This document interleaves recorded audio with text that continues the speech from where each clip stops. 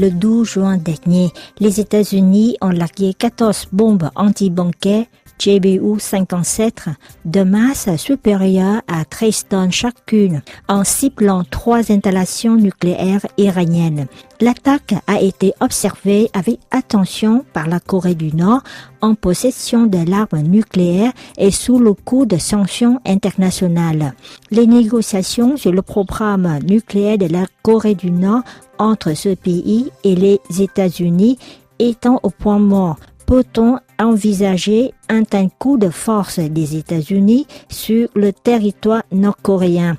RFI Rédaction en vietnamien a posé des questions à M. Laurent Gédéon, économiste supérieur de Lyon, spécialiste de l'Asie orientale. Bonjour M. Laurent Gédéon, merci de nous avoir accordé cet entretien. Pour ma première question, la Corée du Nord a participé à l'élaboration des programmes nucléaires iraniens il y avait une vingtaine d'années. Est-ce qu'on peut dire que les frappes américaines en Iran constituent une forme d'avertissement pour la Corée du Nord, ou bien au contraire la guerre au Proche-Orient favorise-t-il la Corée du Nord et son programme nucléaire en détournant l'attention et les moyens de l'Amérique? Ce qu'on appelle la guerre des 12 jours entre l'Iran et Israël a certainement été scruté avec beaucoup d'attention à Pyongyang. Et il est vrai qu'une collaboration entre l'Iran et la Corée du Nord dans le domaine nucléaire existe depuis près de 3 décennies.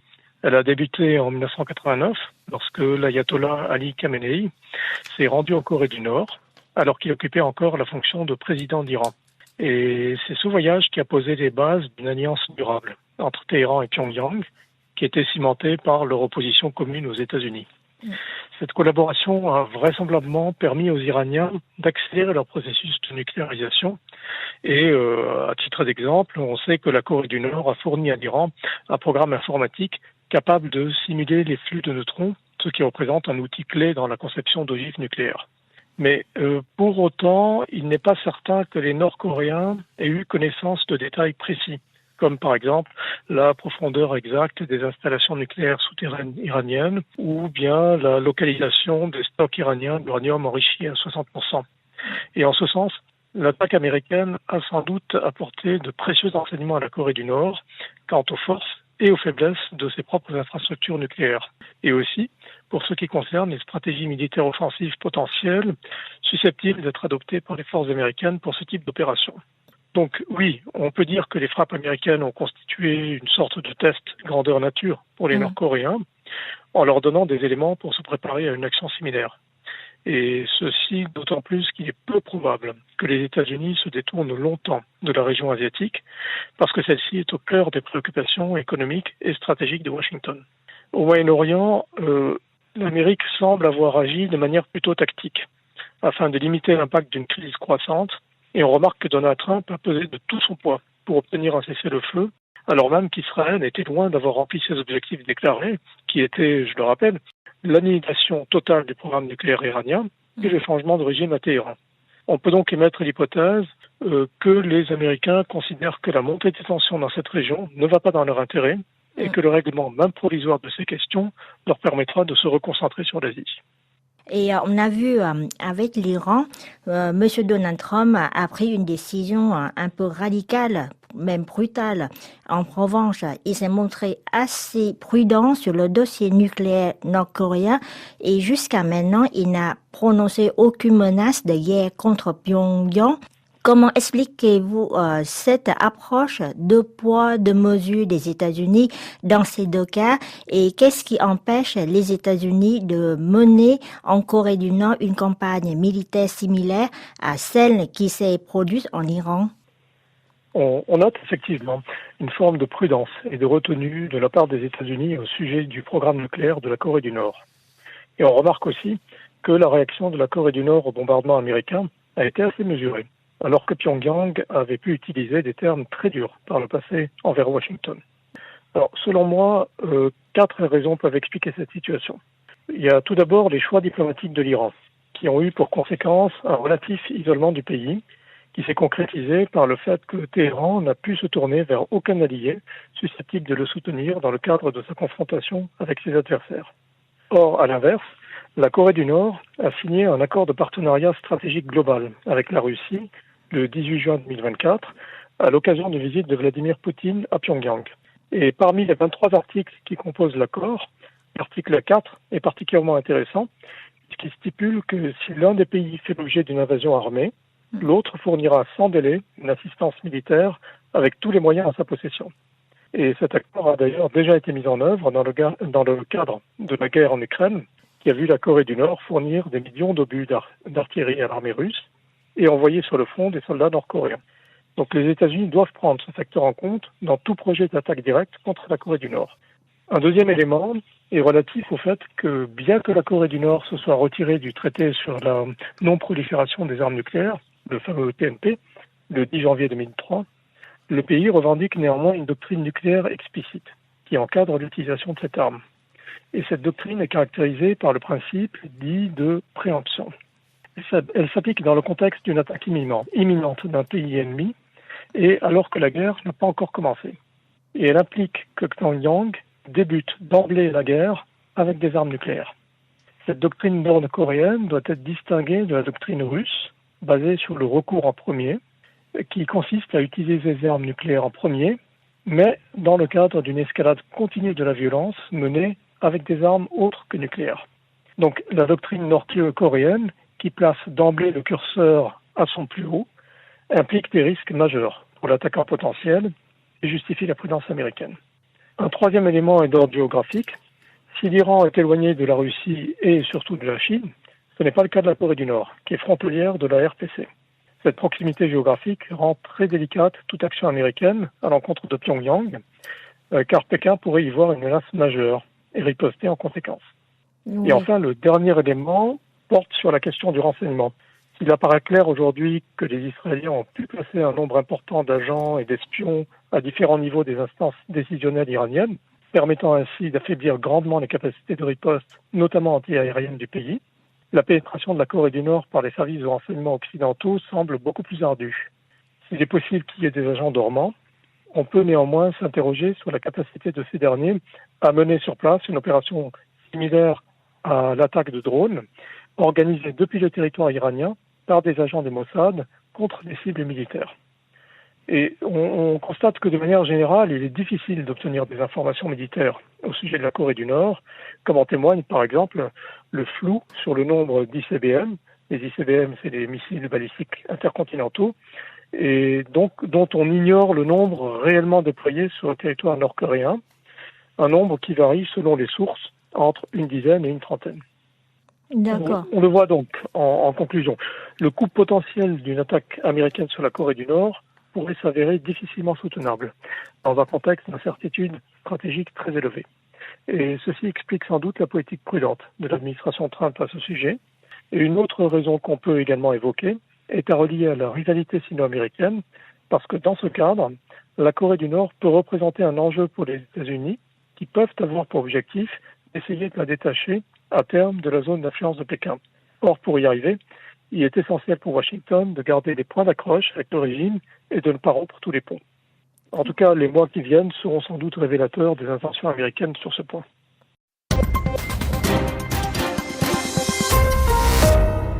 Et récemment, le régime de Pyongyang a publié de nombreuses images montrant le dirigeant Kim Jong-un inspectant des essais de missiles et visitant des complexes de production de combustible nucléaire.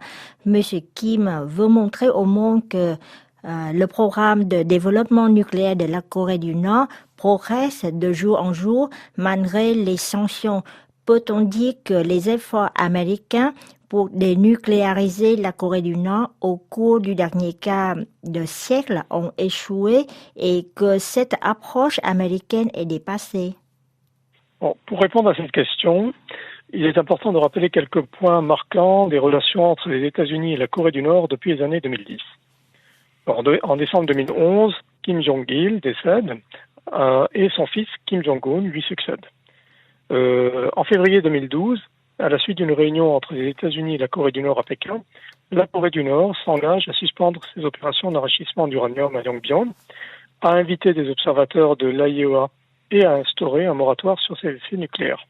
Mais c'est un accord qui tombe à l'eau après que la Corée du Nord a lancé une fusée et présenté des missiles balistiques intercontinentaux lors d'un défilé militaire. Ensuite, de février 2013 à décembre 2016, l'administration Obama opte pour ce qu'on appelle la patience stratégique, où les États-Unis et leurs partenaires durcissent les sanctions dans l'espoir que le régime revienne à la table des négociations. Mais ça n'empêche pas la Corée du Nord de continuer à procéder à des essais nucléaires et à améliorer ses capacités en matière de missiles balistiques.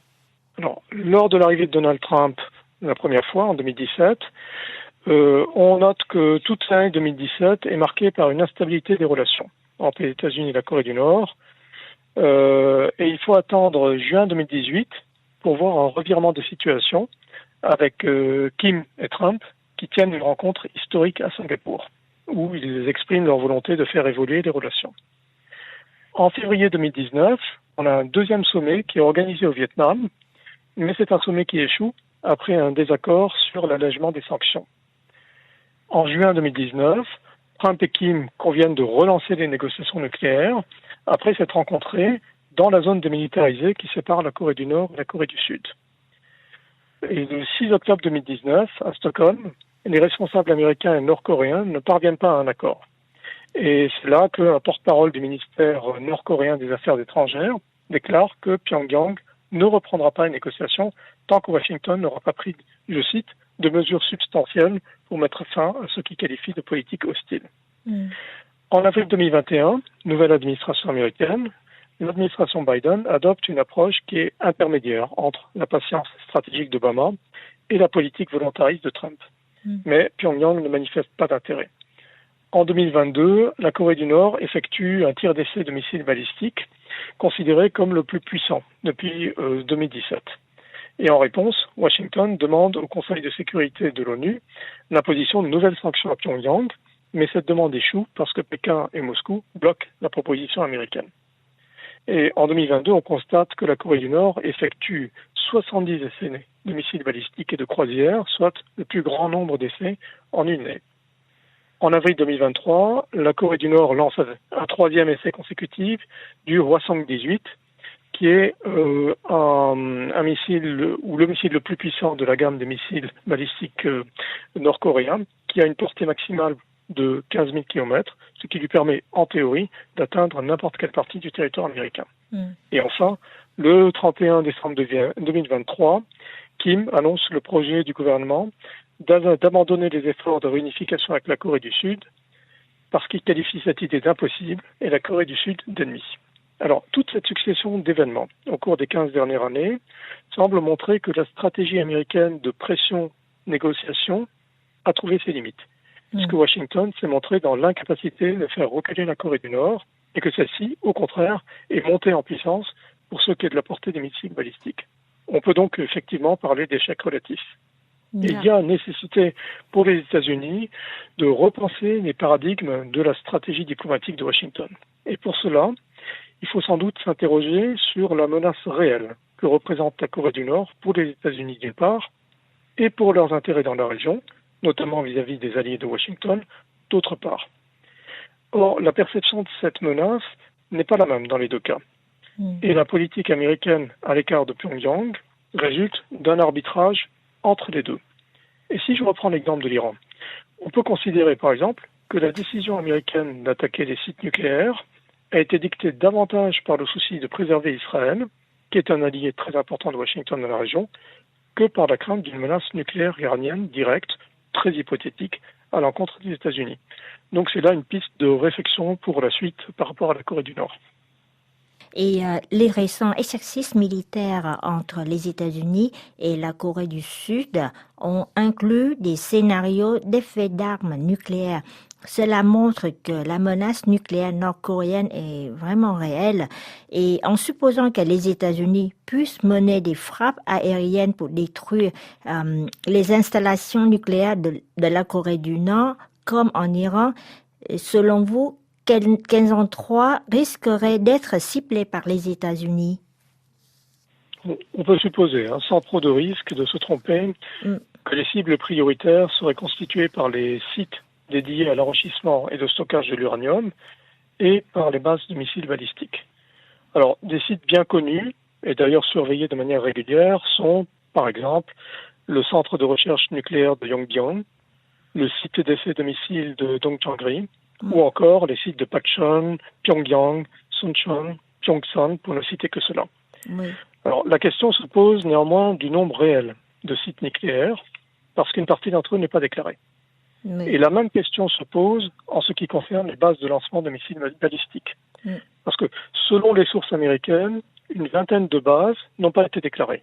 Et parmi elles, seules 13 auraient été clairement identifiées, dont la base d'opération de missiles de Hangjungni, celle de Kalgol ou encore celle de Kumchonni. Et par ailleurs, dans les deux cas qu'on a cités, des interrogations se posent à la lumière de l'opération américaine en Iran, dont la question importante de déterminer à quelle profondeur sont enterrées les installations nord-coréennes.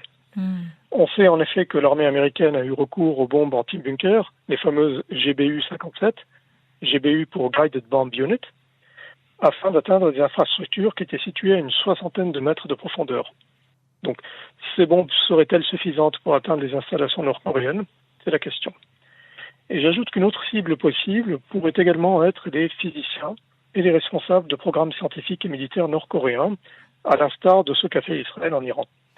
Mais là encore se pose la question de la capacité des services de renseignement américains à identifier ces cibles et à les atteindre, sachant qu'Israël a eu pour cela recours à des agents dormants, équipés de drones, ainsi qu'à des missiles, et dans un contexte où Tsahal détenait une incontestable supériorité aérienne. Or, c'est loin d'être une certitude en ce qui concerne l'éventuel théâtre d'opération nord-coréen. Donc, en conclusion, beaucoup de questions se posent, avec peu de certitude, quant aux objectifs que les États-Unis pourraient être amenés à identifier et à traiter dans le cadre d'une opération militaire. Et pensez-vous qu'à un moment, la communauté internationale, en particulier les Occidentaux, devrait reconnaître la Corée du Nord en tant que la puissance nucléaire afin de trouver une issue diplomatique? Et si c'était le cas, quels seraient les impacts géopolitiques pour la région Asie du Nord-Est? C'est une question très intéressante. Et pour y répondre, il n'est pas inutile de se demander quels avantages concrets apporteraient à la Corée du Nord une reconnaissance officielle de son statut de puissance nucléaire de facto. Alors, je rappelle qu'en se dotant de ce type d'armes, Pyongyang recherchait plusieurs objectifs.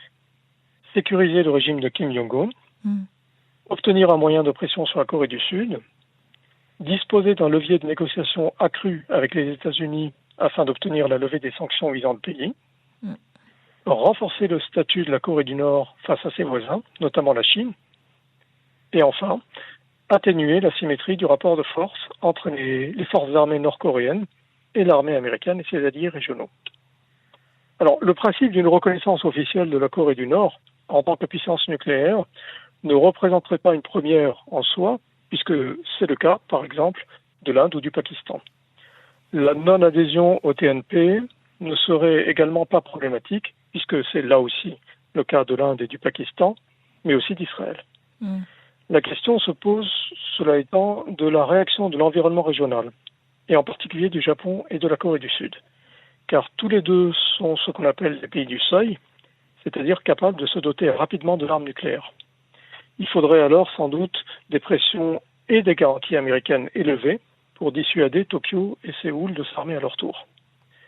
Et il faut avoir conscience d'un point, c'est les membres du club très réduit des puissances nucléaires dans le monde se voient dotés d'un statut à part au sein de la communauté internationale. Une puissance nucléaire, même régionale, pèse naturellement sur son environnement, comme le montre l'exemple d'Israël ou même l'exemple de la France.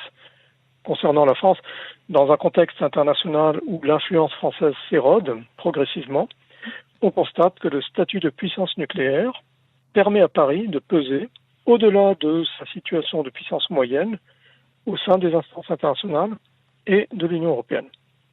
Alors, pendant longtemps, cet équilibre s'est fait au bénéfice de l'Occident, puisque 3 des 5 membres du club initial en faisaient partie, États-Unis, France et Grande-Bretagne. Or, l'évolution actuelle voit l'émergence de puissances nucléaires beaucoup moins proches de l'Occident, si je mets Israël à part.